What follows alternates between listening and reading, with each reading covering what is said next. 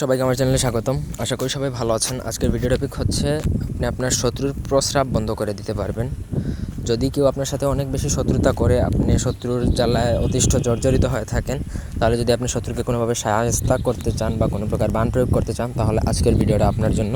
পুরো ভিডিওটা না টেনে শেষ পর্যন্ত দেখেন, তারপর যদি ভালো লাগে কাজ করতে পারেন, অবশ্যই আমার চ্যানেলটা সাবস্ক্রাইব করবেন, লাইক কমেন্ট শেয়ার করবেন। আপনারা যদি আমাদেরকে দিয়ে কোনো ব্যক্তিগত কাজ করাতে চান যে কোনো প্রকার, সেক্ষেত্রে স্ক্রিনে দেওয়া নাম্বারে চাইলে ইমোতে অথবা হোয়াটসঅ্যাপে যোগাযোগ করে যে কোনো কাজ করাতে পারবেন, দেশে অথবা দেশের বাইরে থেকে।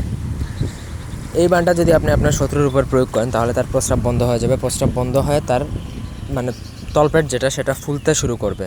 এটা অনেক পীড়াদায়ক একটা বান। অর্থাৎ ছোটোখাটো বিষয়ে এই ধরনের বান প্রয়োগ করলে নিজের ক্ষতি হবে, আপনার পরিবারের ক্ষতি হবে, এটা একদম গ্যারান্টেড।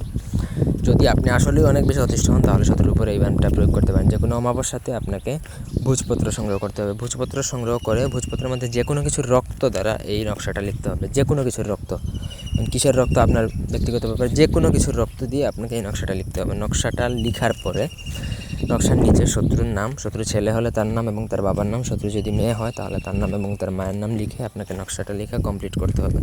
নকশা লেখা কমপ্লিট হয়ে গেলে একটা বোতল, সেটা ওষুধের বোতল হতে পারে বা যে কোনো কিছুর বোতলের মধ্যে নকশাটা আপনাকে ভরতে হবে।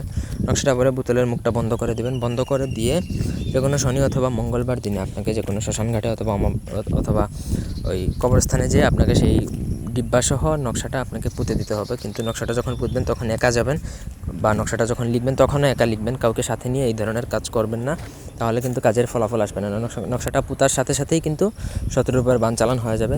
এবং এইভাবে 3 থেকে 7 দিন যদি আপনি এই জিনিসটা যদি মাটির নিচে থাকে, তারা যদি কোনোভাবে যদি বানটা না কাটায়, তাহলে কিন্তু শত্রুর প্রাণে মারা পড়বে। এটা একদম গ্যারান্টেড। অর্থাৎ অন্যভাবে এটা প্রয়োগ করা যাবেই না। তো এই ছিল আজকের ভিডিও। ধন্যবাদ সবাইকে।